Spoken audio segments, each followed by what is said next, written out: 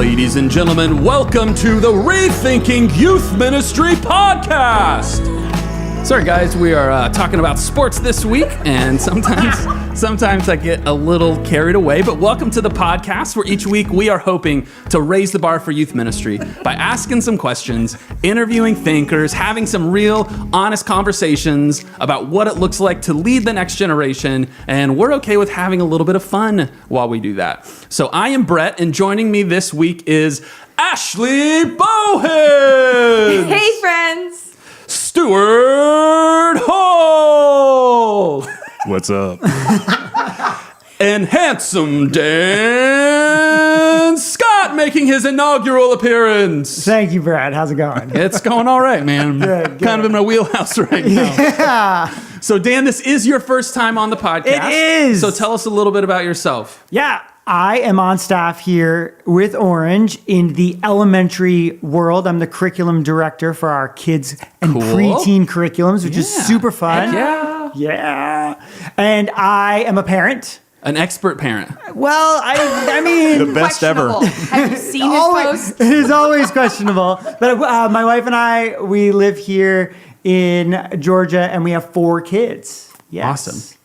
And so you're going to be bringing your experience and perspective to this conversation that we're having today about surviving the constant competition between church and sports. We literally live this every weekend of our lives right now, for sure. So let's start off with something a little bit fun. I want to hear, what is your greatest athletic accomplishment? Humble brag time, safe place, no one's going to judge you. I don't know if it's my greatest accomplishment, but my freshman year in high school, I got dunked on 3 straight times down the floor by Charles Barkley. Oh, for real? Yes. That's amazing. That is Sir definitely Charles? something to brag about. that. Back when he weighed 325, and they had signs in the restaurants in Auburn, Alabama that said, "Please do not let Charles Barkley eat here." Hilarious. I didn't know who he was, and 3 straight times down the floor he dunked on. Listen, if you're going to be dunked on by anybody, Exactly. Sir Charles. That's Sir amazing. Charles is it. Yep. That's unbelievable. Dan? Well, Follow that. I know. I mean, and which is... It wasn't an accomplishment, Yeah, by the way. but it's still, I mean... It wasn't my goal. Right? That's right. Hopefully everybody knows who he is. Yeah. Yeah. That's terrible, that guy. Terrible. Terrible. If you watch Well, ESPN. honestly, I did play soccer growing up, but like... I did it because everyone else did it. Like, I think I got most improved one year, like that sort of thing. That's a big deal. So I'm more of like the artistic kind of person. But I really do love soccer, and I don't know. Our accomplishments, a sports accomplishment, we're season ticket holders for the Atlanta United. And you were at the world record, #1 fan. whatever. Oh, game? yeah. Yeah, it was awesome. And, yes, the most people for the MLS Yeah. in one spot for a specific So for all you game. out there that give Atlanta a lot of grief because we're not a sports town, We're a sports town. look at our soccer team. Atlanta United, for real. Yeah. All right. And Ashley, you want to go last because yours is No. probably the greatest. So I'll go ahead and go. I was the 5-time champion of the Extreme Trampoline Wrestling League in Avon, Indiana in high school. That's a thing? That was, yeah, we made it a thing. Okay. You are such a youth pastor. I love it. Yeah. It's like in his blood. Yes. 5-time champ, Hardcore Harry. World champion? World ETW world champion of David Harrison's backyard. You should have gone last, What man. what is the sanctioning organization that declares you world champion? ETW. It was me and a bunch of buddies. That's That's amazing. so great. With a video camera in the early 2000s. That's amazing. And explain to everybody how that game works. The Extreme Trampoline Wrestling is you do a bunch of wrestling moves on your friends in their backyard on a trampoline. And you dress up in costumes and you do fake interviews. Oh, yeah. Do we need pictures in Imagine- show notes? Yeah. Can we get pictures in the show notes? Because we Possibly. need those. Possibly. Imagine professional wrestling Ew. in a kid's backyard. What was your wrestling name? I was Hardcore Harry. All of You were that. Hardcore Harry? Yeah. You were Hardcore Harry. Like, what was your costume? He's really serious, guys, right now. Like, there's nothing joking. The costume right now. didn't have much rhyme or reason to it. It was actually a church softball jersey that like I had painted on. Yeah. All right, Ashley, what do you got? top of that. I have to follow that. I played 4 years of Division I soccer. Heck yeah. In college. And where? Kent State University. State. Can't read, can't write, Kent State. And there you go. In Ohio? Yes. Okay. All right, so we're going to make a transition here. All right, so we're talking about surviving the constant competition between church and sports. And obviously, in a very real way, we're not just talking about sports. At one of the churches that I was on staff at, really high school band was more of the issue in town than local sports were. So really, we're just kind of talking about, the activities that pull the energy and attention and attendance and all of those kind of things away from what we're hoping they get involved with is, in our churches and, more importantly than that, their spiritual lives, their faith formation, all of those pieces. So what are some ways as we jump into this conversation that church leaders feel this tension with this constant battle? So, Brett, I'd like to push back immediately and not to be a contrarian by any totally. By any. I think that the question that we're posing and the premise is dangerous and it's skewed. What do you mean? I think that because we've declared a competition between something that could really be a beautiful partnership. Surviving the constant competition insinuates that athletics is a problem, that students that play sports aren't who they need to be spiritually. Yeah. And there's a loser. Correct. So one of those sides is going to lose. Yeah. I just think we need to think very carefully about what it is that we're talking about, because for some reason we tend to act as if sports is the apex issue with the church and the family. I'm of the personal opinion that the church owes athletics a sincere apology and a standing ovation. And I would love for us to kind of tackle that. It does not mean that there isn't tension. Right. But tension isn't always unhealthy. It's, I think, how we deal with the tension. So I wanted to say that from the get-go, not to be iconoclastic or a contrarian. Right. I want to make sure that we're asking the right question, because if we ask the wrong question, we're going to wind up in the wrong place. Absolutely. Ashley, what do you think about that? I'm still trying to figure out this whole topic, honestly. I think there are 4 viewpoints to consider when we talk about this. It's the viewpoint of the youth pastor, the viewpoint of the coach, the viewpoint of the parent, and the viewpoint of the kid who's playing. And I think one of the biggest pitfalls that youth leaders fall into, and parents and coaches, all of them, is that they don't understand the other person, the other viewpoint well enough. And I think one of the biggest gifts that we can give youth pastors, give parents, give coaches is perspective. And I think that one of the most important things we can do is share from what we've lived through, what we've learned and what we've led through to help people understand the sides, because I think then that's where you find the common ground and the way that they can complement each other and lift each other up rather than toss blame back and forth. That's good. I love that you mentioned those 4 audiences, the 4 viewpoints. the 4 viewpoints that we need to consider, because as the parent of the kid who's not coming on Sundays because he is playing, he's playing soccer or whatever. I've often felt that, like, okay, so do you even know, like, does the youth pastor, does the small group leader, does the person on the other side even want to understand my point of view? They're just looking at their numbers, what they need to accomplish on a Sunday, without looking holistically at this child's entire experience as a human being as we're raising an adult. Right. That's good. Yeah, I think it's good. And I think sports, no matter where I've traveled and visited churches, and Stuart, Dan, you guys have done this too. It's everywhere, whether it's band or whether it's soccer or football dance or whatever it is. It's honestly, the church isn't going to change that, in my humble opinion. No. It's so huge in culture. And it's it just makes a the matter kid of how we relate to it is what's going to have to change. And from the kids' perspective, now they feel guilty because they're going to choose the sports, but we've kind of shamed them. And so they feel the tension, but they're still going to choose the sport.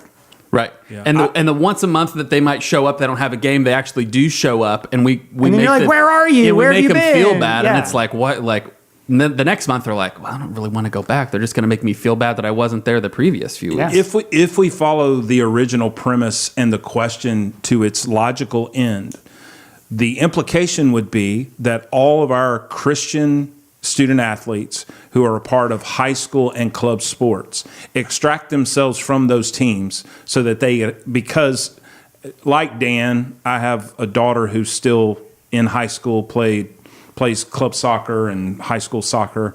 If we remove every Christian teenager from the high school and club sports teams, have we really accomplished what it is that we're saying we want to accomplish? Mm-hmm.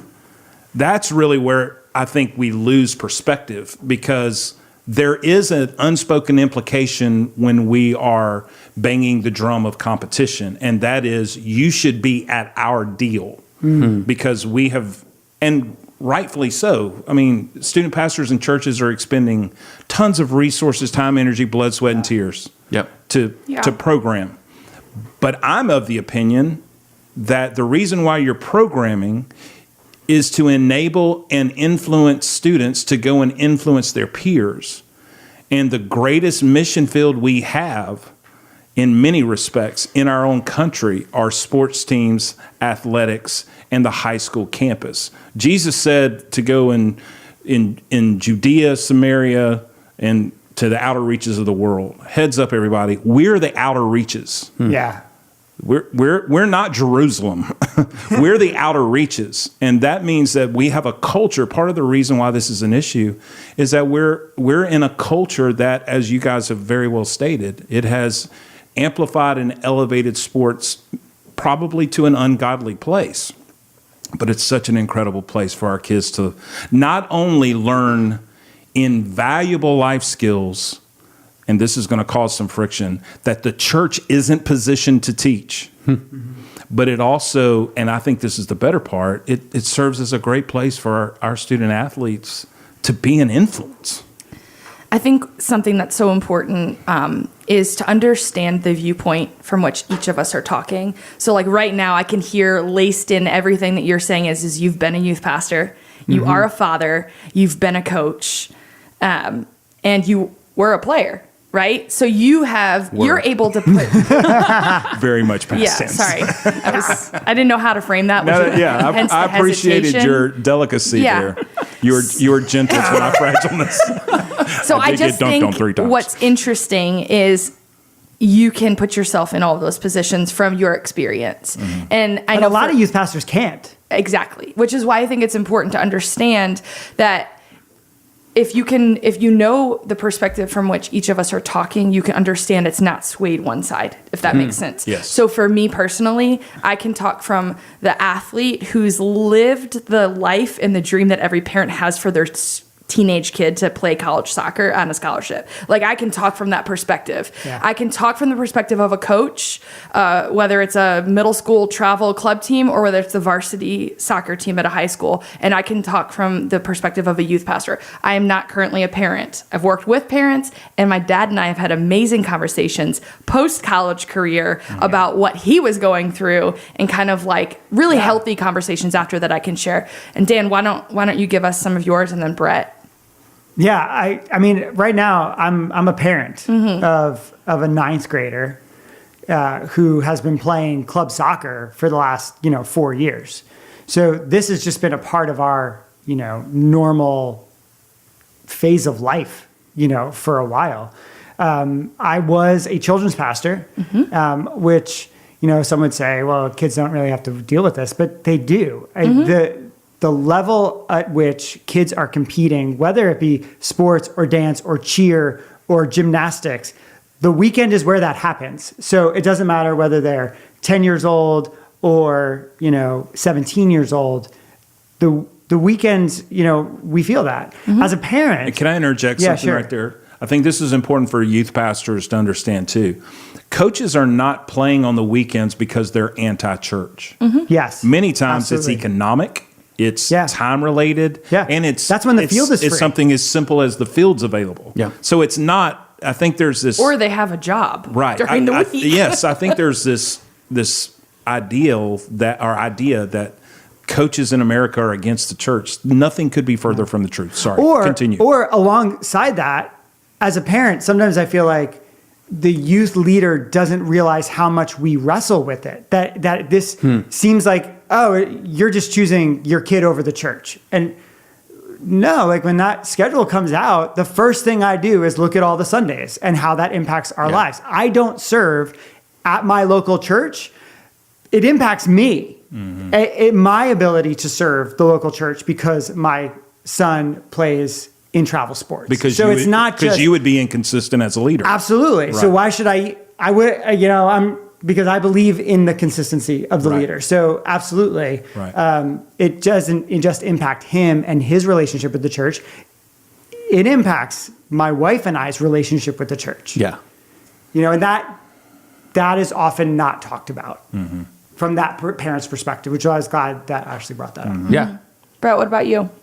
Yeah. So, I mean, I grew up playing baseball and basketball were kind of the two big sports that our family did. Baseball was kind of my main sport, did some travel ball, AAU ball. But my story's a little bit different. I stopped playing basketball in high school to focus on baseball. And then I quit baseball after my freshman year. I mean, I could have kept playing, whatever. But, something that we probably all notice is the specialization of sports that exists in our culture. Yeah.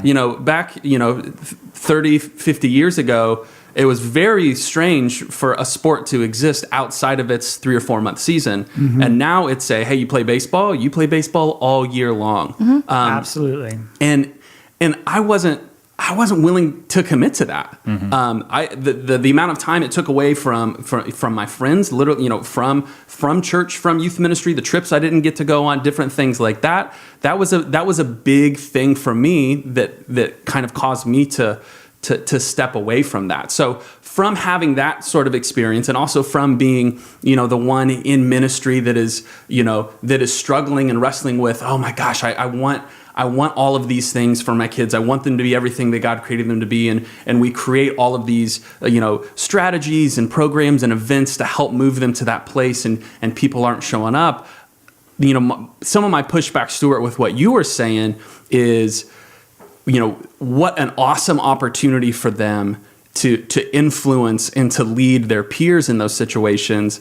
But if from literally before sixth grade on, they're playing travel sports, they're not involved in the church, if the parents aren't feeling equipped at home to be discipling them and leading them spiritually, how are we going to, as the church, help get them to the place where they can comfortably share their faith, where they have the skills, they have, the understanding, the awareness of their faith? It's good to actually have the mindset of, hey, when I'm with my friends and I'm on the bus to this game, I could ask these kind of questions. Or, hey, my attitude when I'm out here playing, it can be this example or it can be that example. So how do we help that happen if they're not around? I would respond with a couple of thoughts, and I think we probably should all keep in mind that a lot of this is drone 30,000-foot view. Oh yeah, totally. Because every situation. Yeah. Oh yeah, this is our story. This is your story. It's different. Yep. But we at Orange and we across America and Youth Ministry America are talking a lot of noise about partnering with parents. Yeah. And what you just talked about is an incredible opportunity to partner with mom and dad. Here's a heads up. Not every parent is allowing their kids to play high school or travel sports because of the process and what it helps as far as character and integrity are concerned. Interestingly enough, regardless of why they're doing it, those things are developed. Yep. There are a ton of moms and dads that see it as a meal ticket. They see it as a way for them to get a college scholarship, and we don't need to shy away from that reality. But the other side of it is there are a lot of moms and dads, and I will speak for myself. First of all, when our 3 children were young, they tried everything. Yeah. Dance, piano, guitar, cheerleading. There are days I wish they didn't play sports. I wish they, sat in a beanbag and played Call of Duty and protected their country. That's what I wish they did. But they don't, okay?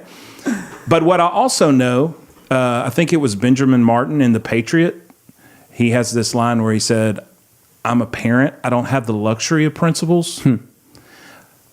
Kelly and I have a responsibility to make sure that our kids understand what it's like to be Jesus with skin on in a culture that is cruel, that is diverse, that isn't always fair. And whether you like it or not, the church is not positioned to teach those things. The church is the most segregated hour still on a Sunday. The reason why I have great friends of color, it's because of athletics. It's not because of the church. The reason why my children have those friends is that. So there's no question that it's a difficult thing for a student ministry to connect to a kid. But what we're seeing in all the data that screams at us from high school especially, part of the reason why by the middle of 10th grade kids are checking out anyway is because they have sat and they've been information fed for so long. Yeah. And they, it's what Chef talks about all the time. T-Rex wants to hunt. T-Rex doesn't want to be fed. Yeah. And that environment is an incredible place for them to learn how to not survive, but to thrive and to be some biblical things, to be salt, to be light. What Colossians teaches us, you've been created by God, for the glory of God. The last thing I would say is I would caution student leaders to assume that every parent has their kids playing sports. It's the flip side of what I said earlier. There are some parents who really love Jesus. Yeah. And they're, I consider Dan one of these parents. They really love Jesus. And they want their kids to be unbelievably passionate about Jesus. Yeah. And doing hard things is a part of that growth process. Yeah. If there is a church that can create real tension in real time, show me it and I'll go. But the reason why we champion athletics, it's because it is real-time pressure. It's real-time tension. And the discussions we have with our kids about their faith blows away what, as a youth pastor, I would stand up and say to a kid. Yeah. I don't know if that helps. So I have some thoughts going back to also what Brett said. From the youth pastor's perspective, right? They meet, once a week? And their athletics are every day. Okay, so is it really like a Sunday morning conversation we're having about like choosing athletics versus sports? I mean, athletics versus youth ministry. You know what I'm saying? Like you have all these opportunities to go be Jesus to your team all the other 6 days of the week. So what are we talking about Sunday morning or Wednesday night or whenever it is that you're meeting? You get what I'm saying? Yeah. Here's how I would probably respond. I think part of it is an integrity issue that if you're committing to a team, and you're trying to be an example of Jesus, one side would say, well, if you don't go to practice or you don't go to a game because you're attending church, you're making a declaration of how important Jesus is to you. And I would say that's true.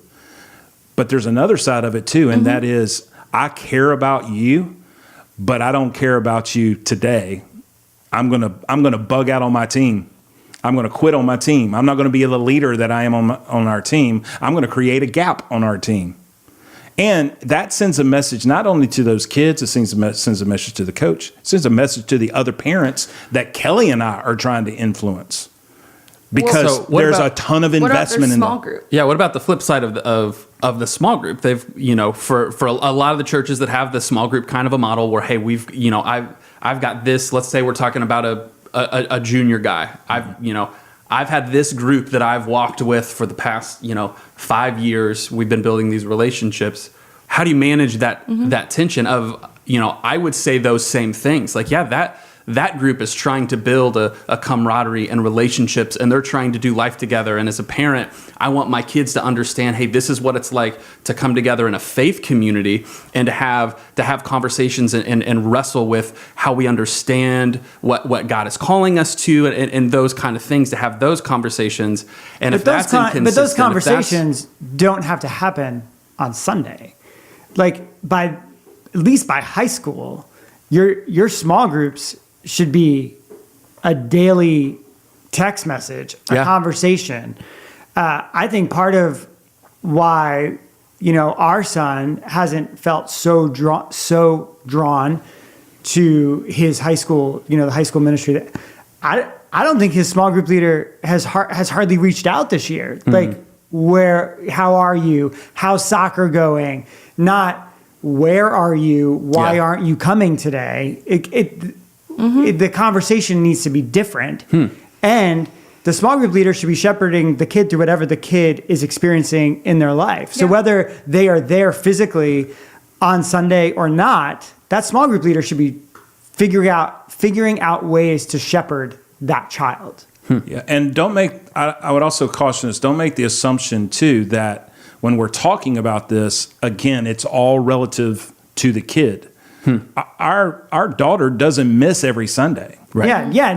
Yeah. But when she does misses, here's what's interesting. Her small group leader, and I have pictures on my phone we can put in the show notes if you'd like to see them.